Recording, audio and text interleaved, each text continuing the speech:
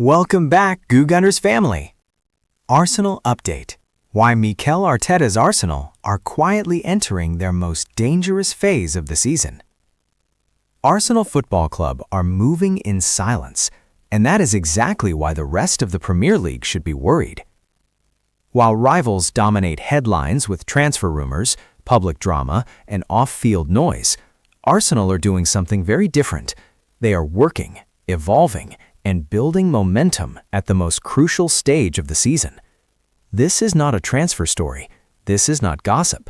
This is a serious football update that every Arsenal fan needs to understand, because something is changing at the Emirates. Arsenal's mentality has shifted, and fans are starting to notice. One of the biggest differences in Arsenal this season is not tactical, it is mental. In previous campaigns, Arsenal often played beautifully, but cracked under pressure. When momentum slowed, doubts crept in. When results dipped, confidence followed. That pattern is disappearing. This Arsenal side now reacts to setbacks with control, not panic. They slow games down. They protect leads. They show patience when chasing goals. This is the clearest sign that Arteta's project is maturing. Arteta's new approach: less noise, more control. Mikel Arteta has noticeably changed his public behavior.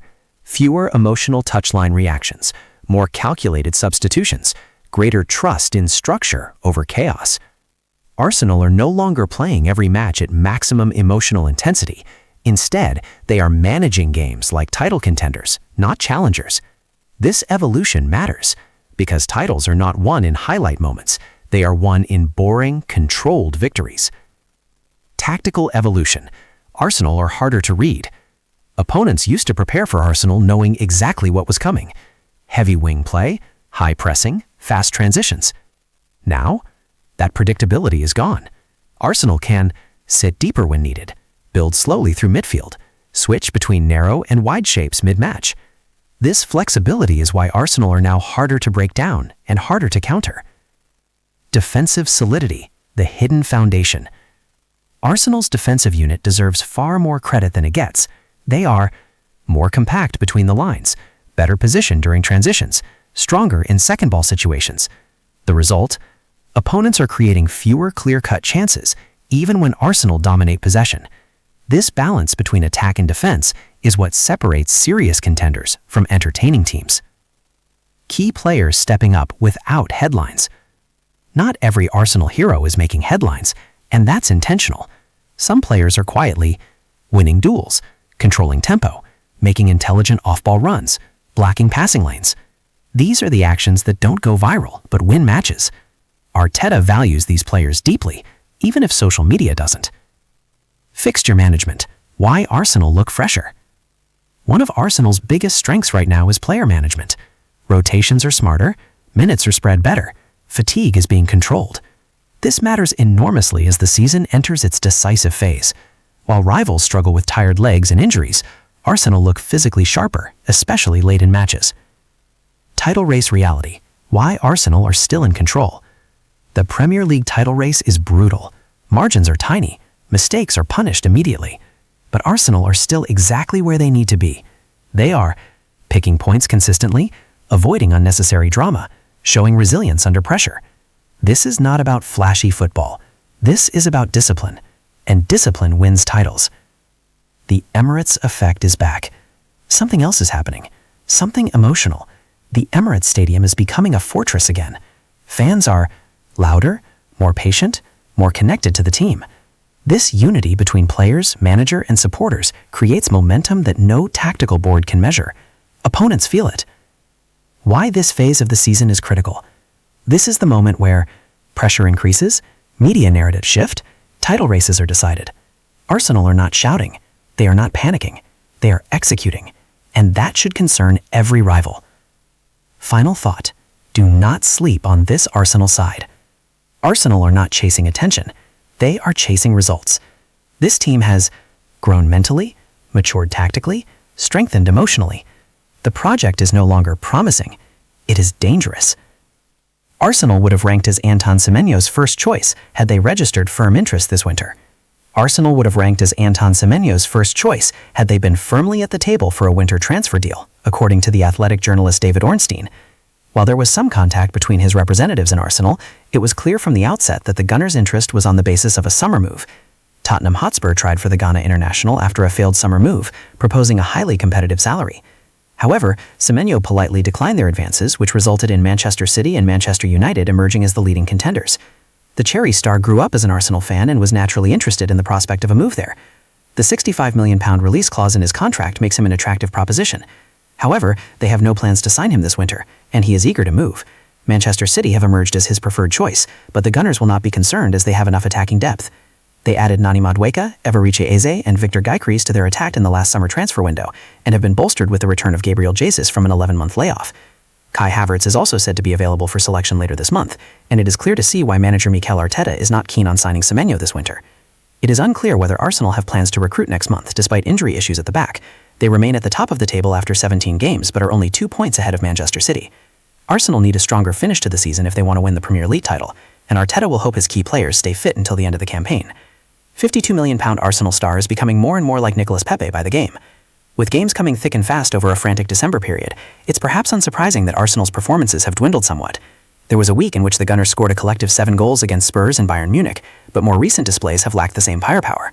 They lost to Aston Villa a few weeks ago, and besides the 3-0 win over Bruges, have failed to score more than 2 goals across wins over Wolves, Everton, and Crystal Palace.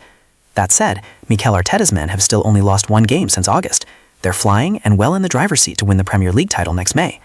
A big part of that has been due to the transfer business that Arteta and Andrea Berta have completed. It differs considerably from the days of Unai Emery.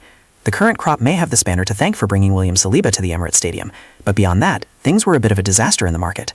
Nicolas Pepe is proof of that. What went wrong for Nicolas Pepe at Arsenal? Back in the summer of 2019, Arsenal decided to break their transfer record on a marquee addition. They paid a colossal £72 million to bring league winger Pepe to the Emirates.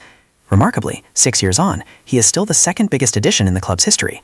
However, while the new record signing in Declan Rice has gone from strength to strength, Pepe flopped in Arsenal colours and is still remembered as a total disaster in North London. It's a peculiar tale, really. The Ivorian arrived in England off the back of a stunning season in France. He netted 22 goals across the 2018-2019 campaign, but never replicated that after his mega money move. It says it all that Unai Emery didn't even want him. Detailing the saga a few years ago, the former Arsenal boss commented, "Pepe is a good player, but he needs time. When I was there, he didn't give me the performances. I was in favor of someone coming who knew the English league more than anything, so that he wouldn't need a period of adaptation." Revealing who he wanted instead, the now Aston Villa manager said, "I had a meeting with Zaha. He was the player I wanted, because I could see that he wants so many games on his own. I saw 20 Zaha games, some incredible performances, and I told them that this is the player that I want for this team. I spoke to Zaha. I had been with him personally, and he wanted to come." Alas, Arsenal were stuck with Pepe, and while he flirted with delivering some strong performances, scoring 16 goals in 2021-2021, he was more known for injuries and a lack of end product. The fact he only found the net 11 times across his final 2 campaigns in red and white said it all. Arsenal's transfer business since then has been a lot more impressive, but might a new Pepe be emerging during the Berta and Arteta era? Arsenal's new Nicolas Pepe. Everything about the Pepe move was a nightmare, not least because they paid over £72 million, but because they ultimately ended up seeing him leave on a free transfer. From a financial point of view, it was a mess. He will go down as one of the biggest flops in Premier League history. It's too early to judge any of Berta's signings in that light, but it does feel as though Arsenal may have wasted a bit of cash during their huge summer of spending. Victor Gyökeres may well have scored against Aston Villa last weekend, but he has still only bagged 7 times since arriving from Sporting in the summer. That said, he's arguably had a better time of it at Arsenal than Nani Madueke. Signed for a whopping £52 million, including add-ons from Chelsea, many questioned and many protested the signing. In the early stages of his career with the club, he proved people wrong. Bukayo Saka endured a period on the sidelines, and Madueke certainly came into his own. He noticeably caught the eye during starts against Liverpool and Nottingham Forest. The 3-0 win over Bruges was a particular highlight, completing 5 dribbles and supplying 5 key passes. It was a Saka-esque performance from a player who was signed to deliver exactly that. He is here to ensure Saka isn't missed when he's injured. To his credit, Madueke has been impressive in spurts. His first goal against Club Bruges in the Champions League a few weeks ago was a spectacular strike from range. Meanwhile, his goal against Bayern Munich, his first for Arsenal, was rather timely. The Gunners needed an extra spark to get over the line, and he stepped up to the plate by scoring at the back post from Ricardo Calafori's cross. However, like Pepe, he struggled for end product.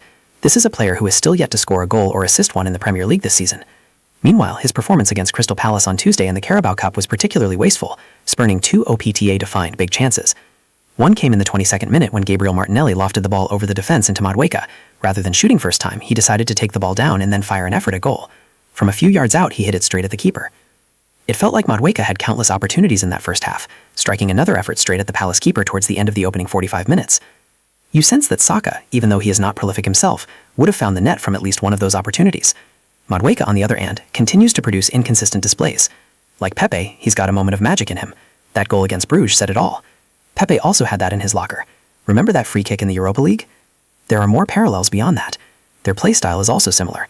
Left-footed right wingers, they enjoy cutting inside to influence play from central zones. Their dribbling style is also similar, and they both sadly have a lack of end product to boot. Madueke, perhaps, in that regard, is even worse. Pepe did at least have that barnstorming campaign with League to shout about. While the former Chelsea man thankfully did not cost quite as much as the Ivory international, there are some worrying similarities. Madueke has been tipped to exploit under Arteta, and Kai Havertz is evidence that